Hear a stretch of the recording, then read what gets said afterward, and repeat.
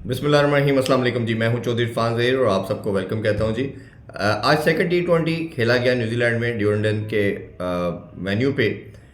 ये थोड़ा सा अगर देखा जाए तो क्राइस्टचर्च से थोड़ा सा छोटा वेन्यू था इन टर्म्स ऑफ डायमेंशंस, और बारिश हो रही थी। बारिश की वजह से मैच को कर्टेल कर दिया गया 15 ओवर के ऊपर। न्यूजीलैंड ने टॉस जीत के पाकिस्तान को बैटिंग दी, क्योंकि ओबियसली उनकी बैटिंग स्ट्रेंथ बहुत ज़बरदस्त है। और बैटिंग अगर हम देखते हैं तो कुछ मेन प्लेयर ना होने के बावजूद भी लगता ही है कि न्यूजीलैंड की ये one of the best side है। इस T20 को समराइज़ करना या समअप करने के लिए काफ़ी चीज़ें हैं जो आज हम डिस्कस करेंगे। सबसे पहले अगर मैं बात करता चलूँ तो आपकी किसी भी वेन्यू पे जाने से पहले आपकी टीम कम्बिनेशन को देखते हैं आप। और हमेशा मैं कहता हूँ कि आपका जो स्क्वाड होता है उसमें आपको तमाम एरियाज़ को कवर करना चाहिए। पाकिस्तान का ये स्क्वाड है ये यूथ पे मबनी है। ख़ास तौर पे बैटिंग की बात करें तो यंगस्टर को काफ़ी चांस दिया गया है इसमें। हम हमेशा बात करते थे कि यंगस्टर को बनाना चाहिए, यंगस्टर को लेना चाहिए, उसको आप बैंक भी करना चाहिए, सपोर्ट भी हम करेंगे। लेकिन उसमें यह है कि आपको राइट कम्बिनेशन मैच में ज़रूर खिलाना चाहिए। आप यंगस्टर को चांस दें बट आपका कम्बिनेशन अच्छा होना चाहिए। खैर, इस पर भी बात करते हैं, लेकिन अगर पहले आज के मैच के बारे से थोड़ी डिस्कशन कर लें तो उन्होंने 15 ओवर के मैच को कर्टेल कर दिया। और पाकिस्तान ने जब पहले बैटिंग की तो 135 रन्स बनाए, 9 खिलाड़ी आउट हो गए। एक टाइम था कि ऑलमोस्ट जब 5-6 ओवर रिमेनिंग थे तो पाकिस्तान के 8 खिलाड़ी आउट हो चुके थे, और उस टाइम शाहीन और हारिस रऊफ आ चुके थे। ये बड़ा अनफॉर्चुनेट है कि हम 2-2.5 साल से बॉलिंग में बहुत स्ट्रगल कर रहे हैं। बॉलिंग हमारी जो है, मेरा मानना ये है कि वो बिल्कुल अच्छा परफॉर्म नहीं कर रही। बट बैटिंग के अंदर भी देखते हैं, जब हमारे सीनियर प्लेयर भी थे तो जो अप टू मार्क या जो मॉडर्न डे क्रिकेट की डिमांड है वो फुलफिल नहीं हो रही थी। और ये जो यंगस्टर आए हैं इनको एक बहुत बड़ी गोल्डन अपॉर्चुनिटी मिली है, वो भी इसको ग्रैब नहीं कर पा रहे। अगर हम बात करें तो सबसे पहले मोहम्मद हारिस की एक उनकी और रेकलेस किस्म की इनिंग्स, बड़ा क्लैरिटी से नज़र आ रहा है कि उनके पास टेक्निक नहीं है। जो हम इंटरनेशनल स्टैंडर्ड पे हम बात करते हैं, जहाँ बैट पे बॉल आता है उधर तो वो अच्छा खेल देते हैं, बट जहाँ थोड़ा सा स्विमिंग कंडीशन होती है, बाउंसी कंडीशन होती है, उधर थोड़ा वो स्ट्रगल करते हैं। तो आज बड़ा क्लियर नज़र आया, आज फिर वो 10 बॉलों पे 11 बना सके। हसन नवाज़ का एक और फेलियर, एक और डक। मेरा ख्याल है कि अभी भी उसको टीम को थोड़ा सा उनको सपोर्ट करना चाहिए, यंगस्टर को चांस देना चाहिए। मुझे याद आ रहा था जब उनके 2 डक देखे तो अब्दुल्ला शफीक ने भी जब न्यूजीलैंड में डेब्यू किया था तो पहले दोनों इनिंग्स के अंदर उन्होंने डक ली थी, बट उसके बाद हमने देखा कि वो पाकिस्तान के लिए एक परमानेंट मेंबर के तौर पे वो हर फॉर्मेट खेलते हैं। ख़ास तौर पे ODI और T20 टेस्ट में तो वो पाकिस्तान का पहले परमानेंट फीचर रहे हैं। तो ये मेरा ख्याल है कि यंगस्टर को कई दफ़ा सपोर्ट की भी ज़रूरत होती है, लेकिन उसके ऊपर भी रिस्पॉन्सिबिलिटी आती है कि वो किस तरह ग्रैब करता है इस अपॉर्चुनिटी को, कितना इम्पोर्टेंस समझता है कि इंटरनेशनल जो स्टैंडर्ड है उसको मीट करने के लिए क्या करना है। खैर, उसके बाद सलमान अली आगा की एक अच्छी इनिंग्स, जो बड़ा एक उनके ऊपर टैबू था कि वो T20 के प्लेयर नहीं हैं, वो कर नहीं पाएंगे। तो आज उन्होंने 28 बॉल पे 46 रन की इनिंग्स खेली, 3 छक्के लगाए उन्होंने। अच्छी इनिंग्स थी, बट जहां उन्होंने इनिंग्स को 70-80s में लेके जाना चाहिए था वो भी अपनी विकेट थ्रो करके। उनका साथ शादाब ने दिया। शादाब ने बड़ी अच्छी 26 की इनिंग खेली, उन्होंने भी ऑलमोस्ट 14 बॉलों पे 26 के 2 छक्के उन्होंने भी लगाए, 2 चौके भी थे उस इनिंग्स के अंदर। शादाब को अब देखा यही जा रहा है कि बैटिंग ऑलराउंडर मुझे लगता है ज़्यादा कंसीडर किया जा रहा है, बट अभी भी उनकी प्राइम चीज़ जो है बॉलिंग है, वो उन पे उनको काम करना है, उस पर एम्फेसाइज करना है। फिर इसी तरह अब्दुल समद, मुझे नहीं समझ आती, इरफान खान नियाजी और अब्दुल समद एक तरह के प्लेयर हैं, इन दोनों में से एक होना चाहिए, दो नहीं हो सकते। और ख़ास तौर पर इरफान खान नियाजी को उस नंबर पे 4 पे भेज के वेस्ट किया जा रहा है। उधर आपका जेन्युइन एक मिडिल ऑर्डर का बैट्समैन होना चाहिए, जिसमें मैंने पहले भी बात की थी कि उस्मान खान को आप नंबर 3 पे भेज सकते हैं, सलमान अली 4 पे आ सकते हैं या अगर आपने सोचा ही हुआ है कि अगर उन्होंने आना है तो 4 पे आप उस्मान खान को रख के एक प्रॉपर बैट्समैन को रखें ताकि आपको स्टेबिलिटी मिले, या उमर बिन यूसुफ को आप प्रॉपर आप नंबर ओपन करवा भी सकते हैं हारिस की जगह पे भी। तो ये इस तरह की डिफरेंट ऑप्शन हैं जिस पे आगे भी हम थोड़ा डिस्कस करते हैं। तो ये पाकिस्तान की बैटिंग एक टोटल, जैसे कहना चाहिए, एक और फेलियर था। थोड़ी सी शॉट्स नज़र आई, बट बहुत ज़्यादा प्ले एंड मिस नज़र आया, हिट एंड मिस। या तो बाउंड्री होती थी या डॉट थी। डॉट का जो मसला है पाकिस्तानी क्रिकेट का, जो बैटिंग के हवाले से बात करें तो सबसे बड़ा जो हमारा डिज़ास्टर हो रहा है क्रिकेट के अंदर, वाइट बॉल की बात मैं कर रहा हूँ, T20 ODI की, वो डॉट बॉल है। तो आज भी हमने देखा कि हाफ्स के करीब बॉल्स हमने 15 ओवरों में डॉट खेली।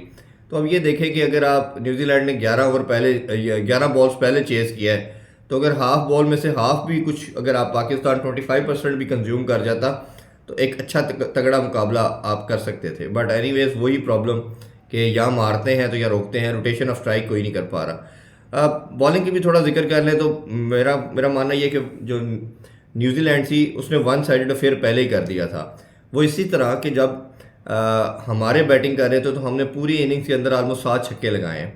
तो न्यूजीलैंड के ऊपर ने जो ओपनर से दोनों टीम सेफर्ट और फिन एलन, उन्होंने 4 ओवरों में 8 छक्के लगा चुके थे और ऑलमोस्ट 66 के करीब की पार्टनरशिप वो कर चुके थे। तो मैच तो 95% उधर ही ख़त्म हो चुका था जब वो दोनों बैटिंग कर रहे थे और 4 ओवरों में ही ख़त्म हो चुका था।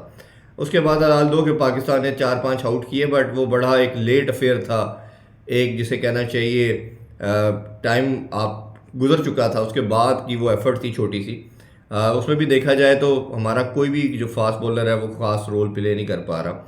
शाहीन का मैंने कल भी जिक्र किया था, वो 1.5 साल में सबसे दुनिया के एक्सपेंसिव बॉलर बन चुके हैं इन टर्म ऑफ इकॉनमी, वो बहुत ज़्यादा रन लीक कर रहे हैं। इसी तरह मोहम्मद अली का देखा, उनकी 17 की इकॉनमी गई, 2 ओवरों में 34 रन दिए। जानदाद ने भी 1.1 में 23 रन दिए। खुशदिल शाह बेहतर है, 3 ओवरों में 16 रन। ये हम बहुत ज़्यादा तनकीद हुई थी खुशदिल पे, बट खुशदिल सबसे बेहतर बैटिंग में भी कुछ कर रहा है और बॉलिंग में भी कुछ कर रहा है। शादाब 1 ओवर में 10 रन। तो बाकी कोई भी ऐसा बॉलर नहीं है। हारिस रऊफ की भी बात कर लेते हैं, 3 ओवर में 20 रन, उन्होंने 2 खिलाड़ी तो आउट किए, बट वो न्यूजीलैंड ऑस्ट्रेलिया की कंडीशन में थोड़ा सा आपको ऐसा लगता है कि हारिस रऊफ कुछ कर पाएगा, विकेट ले पाएगा, बट जैसे ही बाउंसी विकेट नहीं होती, हारिस रऊफ को भी बहुत ज़्यादा रन कंसीड होते हैं और सबसे बड़ा प्रॉब्लम यही है।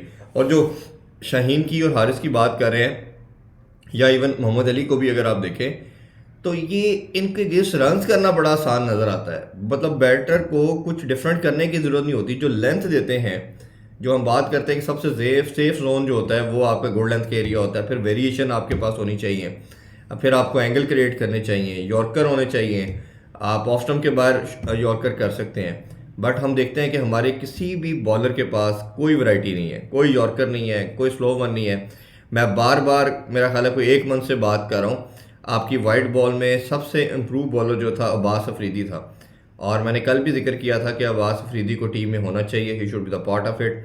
बट अनफॉर्चुनेटली हम देखें कि अब्बास अफरीदी को फिर नहीं रखा गया इस टीम के अंदर। मैंने बात की थी 2 चेंजिंग आपकी मस्ट होनी चाहिए थी। आज जो मैच पाकिस्तान हारा है, अगर 2 चेंजिंग होती तो मेरा मानना ये, मैं ये नहीं कहता कि हम जीत जाते, बट आपका रिजल्ट बहुत बेहतर हो सकता था, शायद आप जीत भी जाते और या क्लोज मैच हो रहा था। एक मैंने कहा था शाहीन की जगह आपको अब्बास अफरीदी को इंडक्ट करना चाहिए था, और दूसरा मैंने बात की थी कि आपको उस्मान खान को रखना चाहिए। आप उसमें हसन नवाज को भी रन दें क्योंकि वो बच्चा नया आया, बट आपको अपने जो मोहम्मद हारिस की बात की जा रही है उसकी टेक्निक का बहुत बड़ा फ्लॉ नज़र आ रहा है, तो आप उसकी जगह पे उस्मान खान को रख सकते हैं।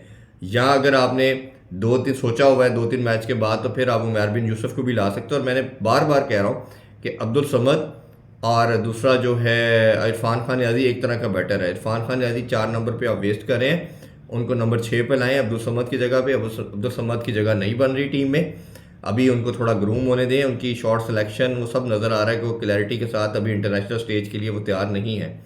और अबरार एक आपके पास जॉइनर स्पिनर था जिसको आपने 6-7 मंथ में तैयार किया, उसको रखना चाहिए था, बट हम देख रहे हैं कि अबरार को भी आज नहीं रखा गया। ये भी एक ब्लंडर था टीम मैनेजमेंट की तरफ से, और मुझे लगता है कि कहीं ना कहीं आपको सुफियान वकीम को ज़रूर इंडक्ट करना पड़ेगा टीम से, क्योंकि आपके पेसर जो हैं वो बिलो पार हैं। उनकी बॉल के अंदर जो एक होना चाहिए विकेट टेकिंग एबिलिटी वो नहीं है।